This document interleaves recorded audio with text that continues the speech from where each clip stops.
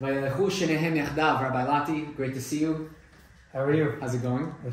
So Perashat Bo, there's so much in this parasha. You have Makot, you have the preparation to get out of Mitzrayim, and you have in the parasha Pesach Mitzrayim, which is a unique type of Pesach. We have our own minhagim for Leil HaSeder, and every family has their own style, and it's so special that we all have our own minhagim. Pesach Mitzrayim, the way the Jews celebrated Pesach that year was so different than every other year. It even has its own name. This is Pesach Mitzrayim, which had its own dinim and laws and style that was different than all the following years that we were going to celebrate. Pesach, and particularly with Korban Pesach. It's interesting how there's a lot of psychology behind the halachot of Korban Pesach, which are so detailed and they're so nuanced, and they're there, I think, primarily to build up a nation. It's like one of the first halachot, that the Jewish people as a unit are keeping. So a lot of these, for example, ve'etzem lo tishberu bo, right? When a poor person gets food, they suck out and they eat every morsel that they can get out of it because they don't know when their next meal is going to be. Korban Pesach, no. We want you to feel dignified. We want to remove you from that slave mentality of taking it everywhere. We don't want you to be wasteful, but we don't want you to feel like this is your last meal, I don't know when it's coming. We want to remove that slave mentality. So on the same note, right. You can't leave it till the next morning. You can't leave it. You should eat it in there, and you shouldn't save, because that's also what slaves would do. Correct. Right? They would either eat all, or they would save it for the next, because they don't know when the next meal is coming. Good. So there's another interesting thing that for all of Pesach, that when the Korban Pesach comes, it's a lot of food. The Korban can't be divided into different homes. And when you're eating the Korban Pesach in one home, you can't jump and go different places. That's it. That's your home. That's the place that you're in. And the Ralbag explains that was in order to instill in the Jewish people from the onset, from the beginning, the importance of family. Because imagine you're like a small family, 1 or 2 kids, in the beginning, and you can't have a whole Korban Pesach for yourself. It's too much food, and you can't leave it for the next day, so you have to finish it on the night, right? So what do? You spend Pesach with your cousins. You have to. And in order to spend Pesach with your cousins, what does that mean? That means that you have to be in close proximity with your parents, with your cousins, because the halacha almost, I wouldn't say forces you, but highly encourages you to be close with your extended family. There's that ahdut component, which is, I feel, so interesting.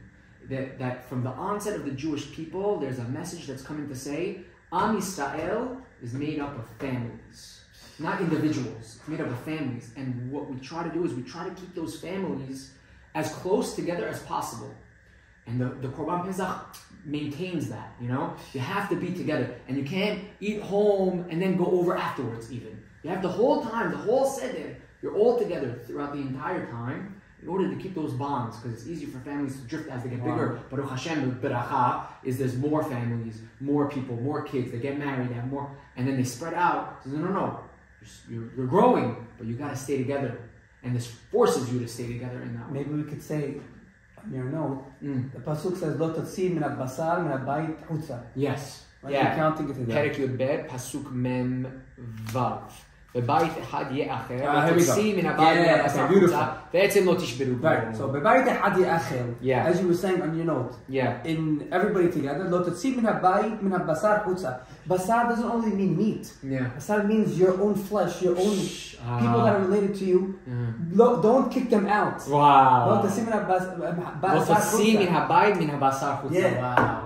The basar should be like your close nefesh. Wow. Basar is nefesh. I love that Perashat. Beautiful. Ve'etzem lo tishberbu. You can even continue. Don't break off. Don't break off. Don't break off. The relationship, the connection. Harambam in Moren Elohim Gimel Men somewhere talks about how when you have family members, he says, afilu hiralo. The Hamaso, even if your family members, they harmed you, they did bad to you, they didn't treat you the right way, doesn't matter. You have to still maintain and solidify those good relationships. You have to have that family, because family is so important. You have to, even if they're a burden on you, he says. This is very strong language. Even if the family members are burden, you don't get to choose some of your family. You don't get to choose your family members. Sometimes they drag you, they pull you. It doesn't matter. That's your responsibility. This is your responsibility that you didn't decide for and you didn't want, but it's still your responsibility. You have to support them and help them, because if not you, then who? Then who's going to be there? I once saw something like that on the Mishnah. Doesn't necessarily mean that bring in the aniyim from the outside in your bayit. That if you are to go and help anybody, first ones, the aniyim, should be b'nei betecha. Hesed starts, as I say, Hesed starts at home. Always start out with his family before going and conquering the world. Wow. Unbelievable. But that's only Pesach Mitzrayim. Right. Afterward, they ate in Haburot. They ate in Haburot, yes. But for Pesach Mitzrayim, they were all together, and they weren't allowed to leave the house even. Correct. They were in quarantine. Yeah. They're mamash in quarantine. That was it. They couldn't leave the home because of Makat Bechorot that was taking place. So they were really... But more than that, what you were saying, the teaching, solidifying the Hadut. Okay. We were at, it wasn't Shalva. I think Shalva in Israel changed the name. I think now it's Adi or something along those lines.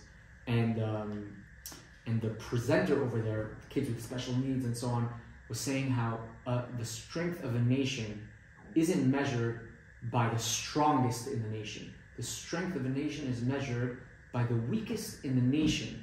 And if those people are taken care of, which I think is such a profound idea. How do you treat the people that need help?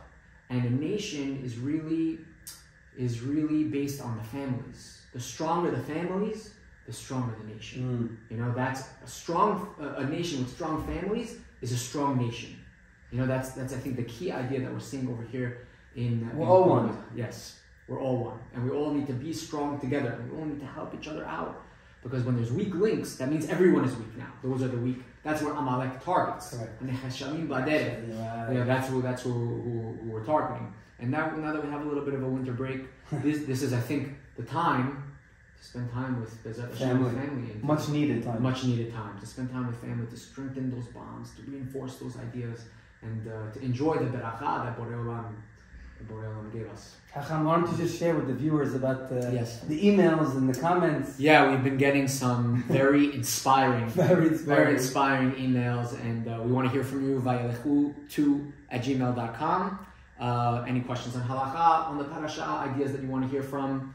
I know that Rabbi Lati has an unbelievable, a large following of people that are messaging him all the time of questions and so on and so forth.